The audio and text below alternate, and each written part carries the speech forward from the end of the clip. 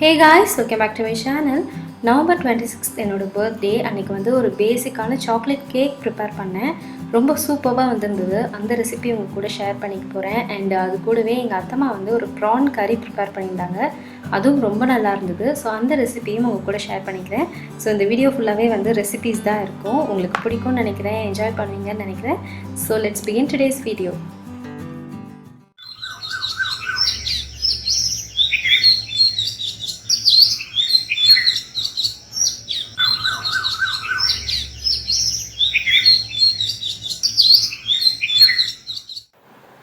இந்த chocolate cake ரெசிபிக்கான ingredient list வந்து டிஸ்கிரிப்ஷனில் இருக்குது, வேணும்னா செக் பண்ணிக்கோங்க. ஃபர்ஸ்ட் ஒரு மிக்சிங் பவுலில் வந்து 6 எக்ஸ் எடுத்துகிட்டு நல்லா பீட் பண்ணிக்கிறேன்.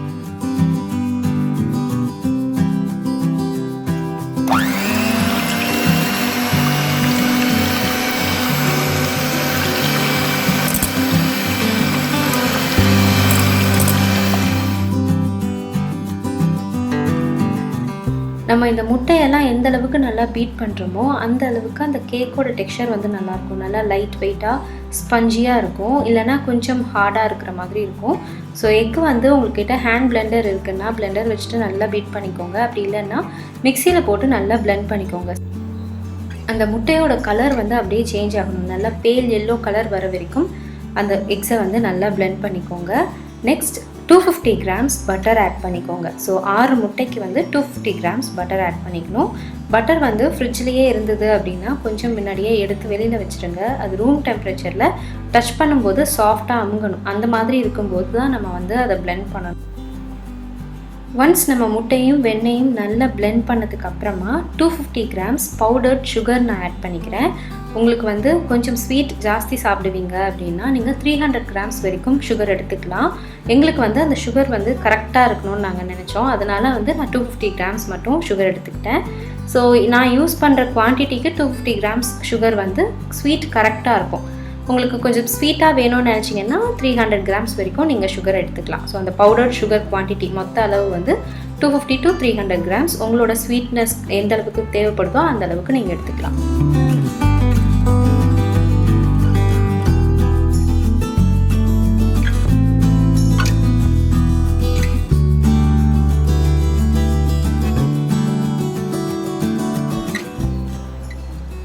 இப்போ இந்த முட்டை, வெண்ணெய் அண்ட் பவுடர் சுகர் இருக்கு இல்லையா, இந்த மிக்சரை வந்து நல்லா ஒரு 3 to 5 மினிட்ஸ் நல்லா பீட் பண்ணிக்கோங்க.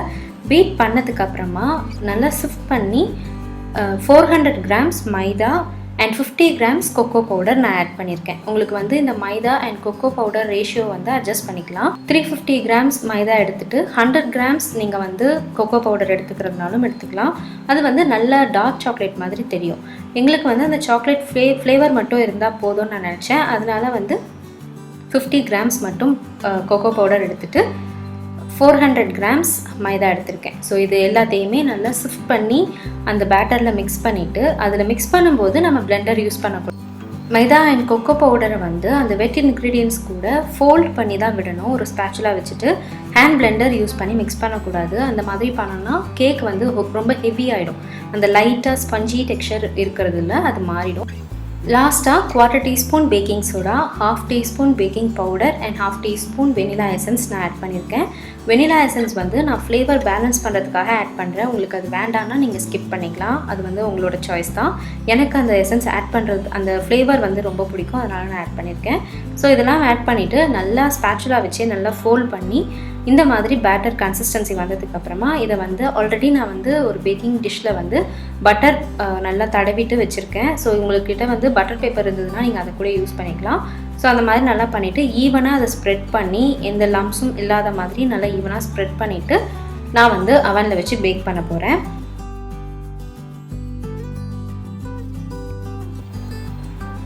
என்கிட்ட இருக்க மாடல் வந்து பிளாக் அண்ட் டெக்கரோடது. ஸோ இதில் நான் வந்து கன்வெக்ஷன் மோட் செட் பண்ணிவிட்டு 190 டிகிரி செல்சியஸ்க்கு 2 ஹீட்டிங் எலமெண்ட்ஸுமே நான் வந்து ஆன் பண்ணிக்கிறேன். பிகாஸ் கேக் வந்து ஈவனாக எல்லா சைட்லேருந்தும் பேக் ஆகணும், அதனால். ஸோ ஃபர்ஸ்ட் ஒரு 5 மினிட்ஸ்க்கு வந்து ப்ரீ ஹீட் பண்ணிக்கிறேன். ஒன்ஸ் பேட்டர் ரெடி பண்ணதுக்கப்புறமா 190 டிகிரி செல்சியஸில் 30 மினிட்ஸ் பேக் பண்ணிக்கிறேன். ஸோ அதுக்கப்புறமா செக் பண்ணி பார்த்துட்டு அகெயின் ஒரு 10 மினிட்ஸ் பேக் பண்ணிக்கிறேன். ஸோ ஃபர்ஸ்ட் 30 மினிட்ஸ்க்கு வந்து டவுட் வேண்டாம், அது வந்து கரெக்டாக தான் குக் ஆகும். சம்டைம்ஸ் வந்து அது கொஞ்சம் ஓவர் குக் ஆகிறதுக்கான சான்சஸ் இருக்குது. அதனால் 30 மினிட்ஸ் வச்சுட்டு அந்த கன்சிஸ்டன்சி பார்த்துட்டு அதுக்கப்புறமா 10 மினிட்ஸ் எக்ஸ்ட்ரா வச்சுப்பேன். நான் எப்போவுமே அப்படி தான் பண்ணுவேன்.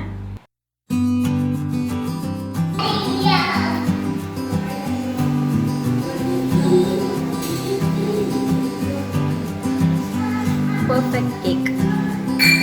இப்போ வந்து அந்த கிராக்ஸ் இருக்கு இல்லையா, ஸோ இந்த மாதிரி இருந்ததுன்னா அது பர்ஃபெக்டாக பேக் ஆகிருக்குன்னு சொல்லுவாங்க. So perfect chocolate cake. Second recipe வந்து எங்கள் அத்தம்மா பண்ண ப்ரான் கறி. ரொம்ப எம்மையாக இருக்கும், டெஃபினட்டாக ட்ரை பண்ணி பாருங்கள்.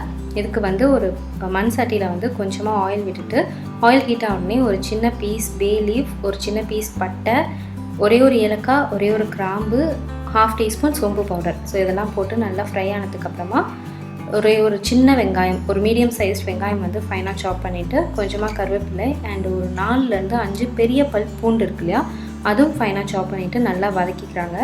அது ஓரளவுக்கு வதங்கின உடனே தக்காளி கொஞ்சம் மீடியம் சைஸ் பீஸஸாகவே கட் பண்ணி ஆட் பண்ணிக்கிறாங்க. இதெல்லாம் வதங்கிட்டு இருக்கும்போதே மீன்வாயில் வந்து இந்த குழம்புக்கு தேவையான அளவுக்கு தண்ணியில் வந்து கொஞ்சமாக சால்ட் போட்டுட்டு சௌச்சவ் இருக்கு இல்லையா, அதை வந்து தோல் சீவிட்டு நல்லா க்யூப்ஸாக கட் பண்ணி பாயில் பண்ணிக்கிறாங்க. ஸோ அது ஒரு சைடு நல்லா பாயில் ஆகிட்டுருக்கு. அண்ட் இந்த சைடு வந்து ப்ரான் க்ளீன் பண்ணி நல்லா மஞ்சத்தூள் போட்டு நல்லா மேரினேட் பண்ணி வச்சுருந்தோம். வேறு எதுவுமே ஆட் பண்ணல, மஞ்சத்தூள் மட்டும்தான் போட்டிருந்தோம். அதையும் இது கூடவே ஆட் பண்ணி நல்லா மிக்ஸ் பண்ணிவிட்டு லோ ஃப்ளேமில் க்ளோஸ் பண்ணி வச்சுடுங்க. ஸோ ஒரு 2 மினிட்ஸ்க்கு அப்புறமா ஓப்பன் பண்ணி பார்த்தீங்கன்னா அந்த ப்ரான்லேருந்து நிறைய தண்ணி வந்திருக்கும். இந்த ஸ்டேஜில் இந்த காயும் வந்து நல்லா குக் ஆகிருக்கும். ஸோ இது வந்து ஒரு 3/4 குக் ஆகிருந்தாலே போதும். இதுக்கப்புறமா குழம்புல வேறு அது நல்லா பாயில் ஆகும்ல, ஸோ அதுலேயும் இன்னும் நல்லா வெந்துடும். இப்போ இந்த காயை அந்த தண்ணியோடு வந்து இதில் ஆட் பண்ணி நல்லா மிக்ஸ் பண்ணிவிட்டு, குழம்பு மிளகாய் தூள்னு சொல்லுவாங்கள்ல, வீட்டிலேயே ப்ரிப்பேர் பண்ணுவோம்ல, அந்த மிளகாய் தூள் வந்து 3 டேபிள் ஸ்பூன் ஆட் பண்ணிவிட்டு, 1.5 டேபிள் ஸ்பூன் வந்து நார்மலான வெறும் மிளகாய் தூள் அதை ஆட் பண்ணிவிட்டு, 2 டேபிள் ஸ்பூன் அளவுக்கு சால்ட் அண்டு நம்ம ப்ரான் வந்து மேரினேட் பண்ணும்போதே நிறைய மஞ்சத்தூள் ஆட் பண்ணியிருந்ததுனால ஒரு 1/2 டீஸ்பூன் அளவுக்கு மஞ்சத்தூளும் ஆட் பண்ணி நல்லா மிக்ஸ் பண்ணி விட்டுட்டு, இப்போ வந்து 2 to 3 டேபிள் ஸ்பூன்ஸ் தேங்காய் பேஸ்ட் ஆட் பண்ணணும். இந்த தேங்காய் பேஸ்ட் வந்து நல்லா இந்த மாதிரி திக் கன்சிஸ்டன்சியில் இருக்கணும். ரனி கன்சிஸ்டன்சியில் இருந்ததுன்னா குழம்பு வந்து ரொம்ப தண்ணியாக இருக்கிற மாதிரி இருக்கும். அது வந்து சாப்பாடு கூட சேர்த்து சாப்பிட்றதுக்கு நல்லா இருக்காது. ஸோ திக்கான கோகோனட் பேஸ்ட் தான் ஆட் பண்ணணும். இந்த ஸ்பெசிஃபிக்காக இந்த கிரேவிக்கு வந்து திக்கான கோகோனட் பேஸ்ட் தான் நல்லாயிருக்கும். ஸோ இது எல்லாத்தையுமே ஆட் பண்ணி நல்லா மிக்ஸ் பண்ணிவிட்டு, உப்பு காரம் செக் பண்ணிவிட்டு நீங்கள் க்ளோஸ் பண்ணி 5 to 7 மினிட்ஸ் நீங்கள் வந்து நல்லா பாயில் பண்ண விடுங்க. அந்த மிளகாய் தூளோட பச்சை வாசனைலாம் போயிட்டு ஆயில் வந்து பிரிஞ்சு வரும் இல்லையா, அது வரைக்கும் குக் பண்ணிக்கோங்க. இது வந்து நீங்கள் ஒயிட் ரைஸ் கூட, சப்பாத்தி, ரோட்டி, பராத்தா, இல்லைனா வந்து பூரி கூட நல்லாயிருக்கும். இட்லி, தோசைன்னு எல்லாத்து கூடயுமே வந்து பர்ஃபெக்ட் காம்போ. ஸோ டெஃபினட்டாக ட்ரை பண்ணி பாருங்கள். அது கூடவே எங்கள் அத்தம்மா வந்து ஸ்பெஷலாக குலாப் ஜாமுன் பண்ணி கொடுத்தாங்க. எனக்கு கொஞ்ச நாளாகவே குலாப் ஜாமுனாக சாப்பிட்ணும் போல் இருக்குது. தீபாவளிலேருந்து ஸ்டார்ட் ஆச்சு. அதுக்கப்புறமா வெட்டிங் ஆனிவர்சரி, பர்த்டேன்னு கண்டினியூஸாக குலாப் ஜாமுனாக செஞ்சு கொடுத்துட்டே இருக்காங்க. ஏதோ எனக்கு வந்து அது உங்கள் கூட ஷேர் பண்ணிக்கணும்னு தோணுச்சு, அதனால தான் சொன்னேன். ஸோ அன்றைக்கி லஞ்சுக்கு வந்து குலாப் ஜாமுன் அண்ட் ஒரு ஆம்லெட், அப்புறம் வந்து ஒயிட் ரைஸ் கூட வந்து இந்த ப்ரான் கறி. ஸோ இவ்வளோ தான். ரொம்ப சிம்பிளான லஞ்ச், பட் ரொம்ப ஃபில்லிங்காக இருந்தது, ரொம்ப நல்லா இருந்தது.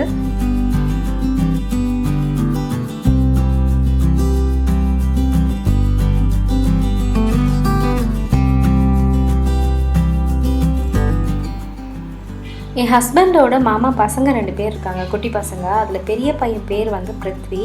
அவனுக்கும் எனக்கும் ஒரே நாள் தான் பர்த்டே. ஸோ அவனுக்கும் வந்து நவம்பர் 26 தான். எப்பவும் வந்து நமக்கு பர்த்டேங்கும் போது நம்மளே கேக் ப்ரிப்பேர் பண்ணுறதுலாம் போரிங்கான விஷயம் இல்லை. அதனால யூஸ்வலாக நான் அதெல்லாம் பண்ண மாட்டேன்.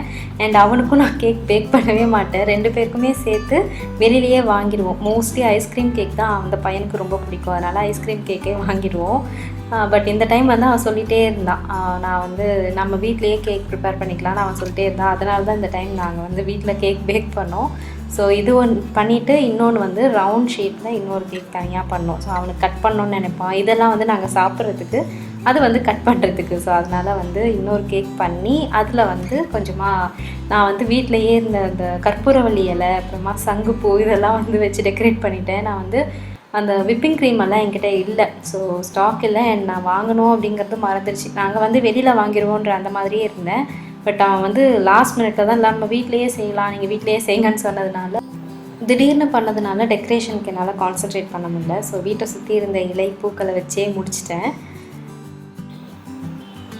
ஸோ சிம்பிளாக டெக்கரேட் பண்ணி அவனுக்கு வந்து கேக் சுற்றி கேண்டில் வைக்கணும்னு கேட்டால், அதனால் ஃபுல்லாக கேண்டில் வச்சு கட் பண்ண சொன்னோம். ஸோ 3 பேரும், ஃபர்ஸ்ட் பையன் வந்து பிருத்வி அண்ட் அந்த குட்டி பையன் நடுவில் இருக்கிறது வந்து ஸ்ரீராம், அவனோட பிரதர்.